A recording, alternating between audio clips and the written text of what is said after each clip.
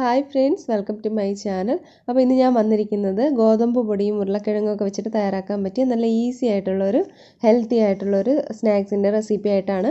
അപ്പോൾ അതിനായിട്ട് ഞാനിവിടെ 1 കപ്പ് അളവിൽ ഗോതമ്പ് പൊടി ഒരു ബൗളിലേക്ക് ഇട്ട് കൊടുത്തിട്ടുണ്ട്. അതിലേക്ക് ആവശ്യമായിട്ടുള്ള ഉപ്പ് ചേർത്ത് കൊടുക്കാം. ഇനി നമുക്കിതൊന്ന് കുഴച്ചെടുക്കാം. അപ്പോൾ സാധാരണ ചപ്പാത്തിക്കൊക്കെ മാവ് കുഴയ്ക്കുന്നത് പോലെ കുഴച്ചെടുക്കാം. അപ്പോൾ നമുക്ക് കുറേശ്ശെയായിട്ട് വെള്ളം ഒഴിച്ച് കുഴച്ച് കൊടുക്കാം. അഥവാ മാവ് അല്പം ലൂസായി പോകുകയാണെന്നുണ്ടെങ്കിൽ കുറച്ചുകൂടി ഗോതമ്പ് പൊടി ചേർത്ത് കൊടുക്കുക. അല്പം ടൈറ്റായിട്ട് വേണം ഇത് കുഴച്ചെടുക്കാനായിട്ട്, ഒരുപാട് ലൂസായി പോകരുത് കേട്ടോ. ഇതൊന്ന് റെസ്റ്റ് ചെയ്യാനായിട്ട് വെക്കാം. ആ സമയം ഞാനിവിടെ 2 ഉരുളക്കിഴങ്ങാണ് എടുത്തിരിക്കുന്നത്. അത് കട്ട് ചെയ്ത് വെച്ചിരിക്കുന്നതാണ് കേട്ടോ. അത് പുഴുങ്ങി എടുത്തിട്ടുള്ളതാണ്. ഇതൊന്ന് ഗ്രേറ്റ് ചെയ്തെടുക്കാം. അപ്പോൾ ഗ്രേറ്റർ ഇല്ലാന്നുണ്ടെങ്കിൽ നന്നായിട്ട് ഉടച്ചെടുത്താൽ മതി. പക്ഷേ ഒട്ടും തന്നെ കട്ടയില്ലാതെ അത് ഉടച്ചെടുക്കാനായിട്ട് പ്രത്യേകം ശ്രദ്ധിക്കുക. അപ്പോൾ ഗ്രേറ്റർ ഉണ്ടെങ്കിൽ അതാണ് ഏറ്റവും എളുപ്പം കേട്ടോ. നന്നായിട്ട് തന്നെ നമുക്കത് ഇതുപോലെ ഒന്ന് എടുക്കാൻ പറ്റും. ഇനി ഞാനിവിടെ ബാക്കിയുള്ള ഉരുളക്കിഴങ്ങും കൂടെ ഇതുപോലെ ഒന്ന് ചെയ്തെടുക്കുന്നുണ്ട്. അപ്പോൾ ഞാൻ എടുത്ത മാവിന് ഇത് കറക്റ്റ് അളവാണ് കേട്ടോ. പിന്നെ മാവ് അല്പം കൂടിപ്പോയാൽ കുഴപ്പമൊന്നുമില്ല, നമുക്കത് ചപ്പാത്തി ഉണ്ടാക്കാം. അപ്പോൾ ഇനി ഇതിലേക്ക് നമുക്ക് കുറച്ച് മല്ലിയിലയും ഒരു 1/2 ടീസ്പൂൺ അളവിൽ ചെറിയ ജീരകമാണ് ചേർത്തിരിക്കുന്നത്. കൂടെ തന്നെ ചില്ലി ഫ്ലേക്സ് ചേർക്കുന്നുണ്ട്. ഇത് വീട്ടിൽ പൊടിച്ചെടുത്തിട്ടുള്ളതാണ് കേട്ടോ. 1/2 ടീസ്പൂൺ അളവിൽ ഡ്രൈ മാംഗോ പൗഡർ ചേർത്ത് കൊടുത്തിട്ടുണ്ട്. ഇനി ഇതിലേക്ക് ആവശ്യത്തിന് പച്ചമുളക് ചേർത്ത് കൊടുക്കാം. ഇനി ഉപ്പ് കൂടി ചേർത്ത് കൊടുക്കാം. അപ്പോൾ ഡ്രൈ മാംഗോ പൗഡർ ഇല്ലയെന്നുണ്ടെങ്കിൽ പകരം നിങ്ങൾക്ക് നാരങ്ങ നീര് ചേർത്ത് കൊടുക്കാം. ഇനി ഇതിലേക്ക് ഒരു ചെറിയ സവാള ചെറുതായിട്ട് അരിഞ്ഞത് ചേർത്ത് കൊടുത്തിട്ടുണ്ട്. ഇതെല്ലാം കൂടി നന്നായിട്ട് ഇതിനെ ഒന്ന് യോജിപ്പിച്ചെടുക്കാം. ഇത് നമുക്കൊന്ന് മാറ്റി വയ്ക്കാം. ഇനി ഇതിന് വേണ്ടിയിട്ട് ചെറിയൊരു ബാറ്റർ തയ്യാറാക്കാനുണ്ട്. അതിനായിട്ട് ഞാനിവിടെ ഒരു ബൗളിലേക്ക് മൈദയാണ് ചേർത്ത് കൊടുക്കുന്നത്. മൈദ ഒരു 4 ടീസ്പൂൺ അളവിൽ ചേർത്ത് കൊടുക്കുന്നുണ്ട്. ഇതിലേക്ക് ആവശ്യത്തിനുള്ള ഉപ്പ് കൂടി ചേർത്ത് കൊടുക്കാം. ഉപ്പ് ചേർത്ത് കൊടുത്തിട്ട് നമുക്കിത് കുഴച്ചെടുക്കാം. അപ്പോൾ ഇത് ലൂസായിട്ടുള്ള കൺസിസ്റ്റൻസിയിൽ വേണം ഇത് കുഴയ്ക്കാനായിട്ട്. കുറേശ്ശെയായിട്ട് വെള്ളം ഒഴിച്ച് നമുക്ക് കട്ടയൊന്നും ഇല്ലാതെ നന്നായിട്ട് തന്നെ അതൊന്ന് ലൂസാക്കി എടുക്കാം. അപ്പോൾ ഇത് ഞാനിവിടെ നന്നായിട്ട് തന്നെ ഒന്ന് ലൂസാക്കി എടുത്തിട്ടുണ്ട്. ഇനി നമുക്കിതിലേക്ക് ചേർക്കേണ്ടത് എള്ളാണ്. അപ്പോൾ ഇത് വെളുത്ത എള്ളാണ്. അപ്പോൾ എള്ള് ഇല്ലെങ്കിലും കുഴപ്പമൊന്നുമില്ല കേട്ടോ. ഇനി ഇതിലേക്ക് ചേർക്കുന്നത് ചില്ലി ഫ്ലേക്സ് ആണ്. ഇനി ഒരല്പം മല്ലിയില ചേർത്ത് കൊടുക്കാം. എല്ലാം കൂടെ നന്നായിട്ട് തന്നെ ഒന്ന് യോജിപ്പിച്ച് കൊടുക്കാം. ബാറ്റർ ഒരുപാടങ്ങ് ലൂസായി പോകരുത്, അതുപോലെ ഒരുപാട് കട്ടിയാകാനും പാടില്ല. അപ്പോൾ ഞാനിവിടെ ഇതെല്ലാം നന്നായിട്ട് തന്നെ മിക്സ് ചെയ്ത് എടുത്തിട്ടുണ്ട്. ഇനി ഞാൻ എടുക്കുന്നത് കുറച്ച് പനീറാണ് കേട്ടോ. അപ്പോൾ പനീർ ഇല്ലയെന്നുണ്ടെങ്കിൽ ചീസ് ആയാലും മതി. ചീസും പനീറും ഇല്ലെങ്കിലും കുഴപ്പമൊന്നുമില്ല, പക്ഷേ ഇതുണ്ടെങ്കിൽ നല്ലതായിരിക്കും കേട്ടോ. ചെറിയ പീസായിട്ട് മുറിച്ച് വെച്ചിട്ടുണ്ട്. ഇനി നമുക്ക് ഈ മാവ് ഒന്ന് ഈ കൗണ്ടർ ടോപ്പിലിട്ടൊന്ന് പരത്തിയെടുക്കാം. അപ്പോൾ അത് മാവ് മൊത്തത്തിലാണ് ഒരുമിച്ചാണ് പരത്തിയെടുക്കുന്നത് കേട്ടോ. അല്പം ഗോതമ്പ് പൊടി വിതറി കൊടുത്തിട്ടുണ്ട്. ഇനി നമുക്കിതൊന്ന് പരത്തിയെടുക്കാം. അപ്പോൾ ചപ്പാത്തിയൊക്കെ പരത്താൻ ആ ഒരു കനത്തിൽ വേണം പരത്താനായിട്ട്. ഒരുപാടങ്ങ് നൈസായി പോകാനും പാടില്ല, അതുപോലെ കട്ടിയായി പോകാനും പാടില്ല. അപ്പോൾ ഇത് നമുക്കിതൊന്ന് പരത്തിയെടുക്കാം. അഥവാ മാവ് എക്സ്ട്രാ വരുവാണെന്നുണ്ടെങ്കിൽ നമുക്കത് മാറ്റി വെച്ചേക്കാവുന്നുള്ളൂ ചപ്പാത്തിയൊക്കെ തയ്യാറാക്കി എടുക്കാനായിട്ട്. അപ്പോൾ ഇത് ഞാനിവിടെ നന്നായിട്ട് തന്നെ ഒന്ന് പരത്തി എടുത്തിട്ടുണ്ട്. അപ്പോൾ ഇതിൻ്റെ ആ ഒരു ഷേപ്പ് കിട്ടാൻ വേണ്ടിയിട്ട് കണ്ടില്ലേ, ഈ ഒരു കനത്തിലാണ് പരത്തി എടുത്തിരിക്കുന്നത്. സൈഡൊക്കെ ഒന്ന് കട്ട് ചെയ്ത് മാറ്റാം. അപ്പോൾ ഇത് ഞാനിവിടെ എല്ലാം കട്ട് ചെയ്ത് എടുത്തിട്ടുണ്ട്. അപ്പോൾ കുറച്ച് മാവ് ഈ സൈഡിൽ നിന്നൊക്കെ കട്ട് ചെയ്ത് എടുത്തതാണ് കേട്ടോ. അത് നമുക്ക് ഒന്നുകിൽ ചപ്പാത്തി ഉണ്ടാക്കാം, അല്ലെന്നുണ്ടെങ്കിൽ ഇതിൻ്റെ ബാക്കി മിക്സ് വെച്ച് നമുക്ക് ഇതുപോലെ തന്നെ തയ്യാറാക്കി എടുക്കാവുന്നതാണ്.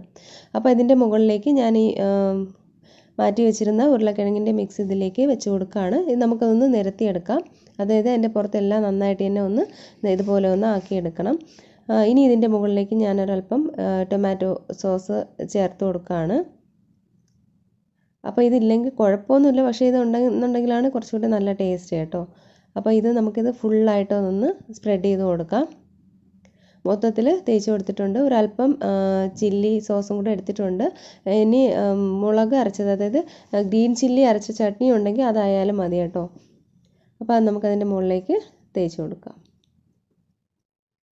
ഇനി നമുക്കിതൊന്ന് കട്ട് ചെയ്തെടുക്കണം. അപ്പോൾ അതൊരു 4 പീസായിട്ട്, അതായത് കുറുകയും നീളത്തിലും കുറുകയും ഒന്ന് കട്ട് ചെയ്തെടുക്കാം. ആദ്യം ഞാനിവിടെ ഒന്ന് 3ആയിട്ടൊന്ന് നീളത്തിലൊന്ന് വരഞ്ഞെടുക്കുകയാണ്. അപ്പോൾ അത് 3ആയിട്ട് തന്നെ കട്ട് ചെയ്ത് എടുത്തിട്ടുണ്ട്. ഇനി നമുക്ക് കുറുകയെ കൂടെ കട്ട് ചെയ്തെടുക്കാം. അപ്പോൾ ഇതിൻ്റെ ഉള്ളിൽ നമ്മൾ പനീർ അല്ലെങ്കിൽ ചീസോ വെക്കുന്നുണ്ട്. അപ്പോൾ അത് വെക്കാനായിട്ട് ആ ഒരു കണക്കിൽ വേണം, അതായത് ആ ഒരു അളവിൽ വേണം ഇത് കട്ട് ചെയ്തെടുക്കാനായിട്ട്.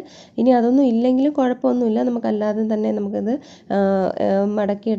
മടക്കിയെടുക്കാവുന്നതാണ് കേട്ടോ. അപ്പോൾ ഞാൻ ഇതുപോലെ ഒന്ന് 4 ആയിട്ട് കട്ട് ചെയ്തെടുത്തിട്ടുണ്ട്. ഇനി ഞാനിവിടെ ഒരു പീസ് ഇതുപോലെ എടുത്തിട്ടുണ്ട്. ഇനി അതിൻ്റെ സെൻറ്ററിലേക്ക് നമുക്ക് ഈ ഒരു പനീറിൻ്റെ ആ ഒരു കഷ്ണം വെച്ച് കൊടുക്കാം. അപ്പോൾ അത് വലുതായി പോകണമെന്ന് ചെറുതായിട്ടൊന്ന് കട്ട് ചെയ്തെടുക്കുക കേട്ടോ. പനീർ കുറച്ചും കൂടെ ഒന്ന് ചെറിയ പീസാക്കി എടുക്കുക. അതിനുശേഷം വെച്ച് കൊടുക്കുക. കണ്ടില്ലേ, നല്ല സൈഡൊക്കെ നന്നായിട്ട് തന്നെ ഒട്ടിച്ച് കൊടുക്കണം, അല്ലെങ്കിൽ ചിലപ്പോൾ നമ്മൾ ഫ്രൈ ചെയ്യുന്ന സമയത്ത് അത് പൊട്ടിപ്പോകാനുള്ള ചാൻസ് ഉണ്ട്. അപ്പോൾ ഇത് നമുക്ക് ഇങ്ങോട്ട് മാറ്റി വയ്ക്കാം. ഇതുപോലെ തന്നെ ബാക്കിയുള്ളത് ചെയ്തെടുക്കാം. അപ്പോൾ പനീർ ഇല്ലയെന്നുണ്ടെങ്കിൽ, അല്ലെങ്കിൽ പനീർ അല്ലെങ്കിൽ ചീസ് ഇല്ലയെന്നുണ്ടെങ്കിൽ നമുക്ക് സാധാരണ ഇതുപോലെ എടുത്തിട്ട് ചുരുട്ടിയെടുത്തതിന് ശേഷം ഫ്രൈ ചെയ്തെടുക്കാവുന്നതാണ്. അപ്പോൾ ഇതുപോലെ ഒന്ന് മൂന്നായിട്ടൊന്ന് മടക്കിയെടുത്താൽ മതിയാകും. അപ്പോൾ അത് നന്നായിട്ട് തന്നെ ഒന്ന് ഒട്ടിച്ചു കൊടുക്കാം. ഇത് നമുക്ക് പ്ലേറ്റിലേക്ക് മാറ്റി വയ്ക്കാം.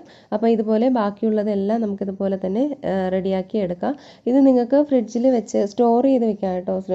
ഫ്രിഡ്ജിലോ ഫ്രീസറിലോ സ്റ്റോർ ചെയ്ത് വെക്കാം. ആവശ്യാനുസരണം വേണമെന്നുണ്ടെങ്കിൽ ഫ്രൈ ചെയ്ത് എടുക്കാവുന്നതാണ്. അപ്പോൾ ഇത് വലിയ പീസായിട്ടുള്ള പനീറാണെന്നുണ്ടെങ്കിൽ ഇതുപോലെ ഒന്ന് കട്ട് ചെയ്ത് കൊടുക്കുക. അതിനുശേഷം വെച്ച് കൊടുക്കാം. നമുക്കിതെല്ലാം നേരത്തെ ചെയ്തതുപോലെ തന്നെ എടുക്കാവുന്നതാണ്. അപ്പോൾ ഞാനിതിവിടെ എല്ലാം എടുത്തിട്ടുണ്ട്. കണ്ടില്ലേ, ഇത് നമുക്ക് ഒന്നുകിൽ ഫ്രിഡ്ജിൽ വെച്ചിട്ട് നിങ്ങൾക്ക് ആവശ്യത്തിനനുസരിച്ച് ഫ്രൈ ചെയ്താൽ മതി കേട്ടോ. ഞാനിവിടെ ഒരു നോൺ സ്റ്റിക്ക് പാത്രത്തിലേക്ക് എണ്ണ ഒഴിച്ച് കൊടുക്കുന്നുണ്ട്. അപ്പോൾ ഒരുപാട് എണ്ണയുടെ ആവശ്യമൊന്നുമില്ല കേട്ടോ. ഇനി അത് എണ്ണ നന്നായിട്ടൊന്ന് ചൂടായി വരുമ്പോൾ നമുക്ക് ഇതിലേക്ക് ആദ്യം മാറ്റി വെച്ചിരുന്ന ആ ബാറ്ററിലേക്ക് ഇതുപോലെ ഒന്ന് മുക്കി എണ്ണയിലേക്ക് ഇട്ടൊന്ന് ഫ്രൈ ചെയ്തെടുക്കാം. അപ്പോൾ ഈ ഒരു കൺസിസ്റ്റൻസിയിൽ വേണം മാവ് കലക്കി എടുക്കാനായിട്ട് കേട്ടോ. ഒരുപാടങ്ങ് ലൂസായി പോകരുത്.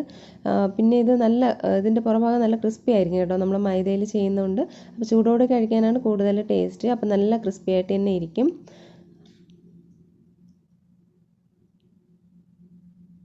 അപ്പോൾ ആദ്യം നമുക്കിത് 4 എണ്ണം ഒന്ന് ഫ്രൈ ചെയ്തെടുക്കാം. ബബിൾസ് ഇപ്പോൾ ഹൈ ഫ്ലെയിമിലാണ് ഇട്ടേക്കുന്നത്. പിന്നെ മീഡിയം ഫ്ലെയിമിലായിട്ട് വേണം അത് ഫ്രൈ ചെയ്തെടുക്കാനായിട്ട്, അല്ലെങ്കിൽ പുറംഭാഗം പെട്ടെന്ന് തന്നെ കരിഞ്ഞു പോകും. അപ്പോൾ ഒരു വശം ഒന്ന് ഫ്രൈ ആയി വരുമ്പോൾ നമുക്കതൊന്ന് തിരിച്ചിട്ട് കൊടുക്കാം.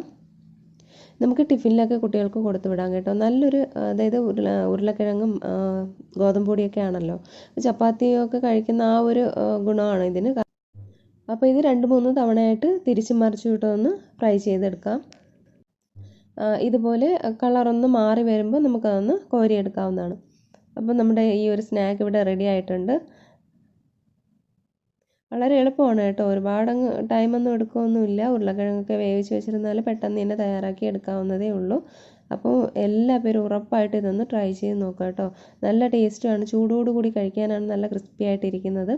അപ്പോൾ എല്ലാ പേരും ഇതൊന്ന് ട്രൈ ചെയ്ത് നോക്കുക. ട്രൈ ചെയ്ത് നോക്കിയിട്ട് കമൻറ്റ് ചെയ്യാനൊന്നും മറക്കരുത്. അതോടൊപ്പം റെസിപ്പി ഇഷ്ടമായ ലൈക്ക് ചെയ്യാനും ഷെയർ ചെയ്യാനും ചാനൽ സബ്സ്ക്രൈബ് ചെയ്യാനും മറക്കരുത്. സബ്സ്ക്രൈബ് ചെയ്യുമ്പോൾ ബെല്ലൈക്കണും ഓൾ ഓപ്ഷനും കൂടി ക്ലിക്ക് ചെയ്യുക. പുതിയ റെസിപ്പിയായിട്ട് വീണ്ടും കാണാം. അതുവരേക്കും എല്ലാവർക്കും ബൈ. Thank you.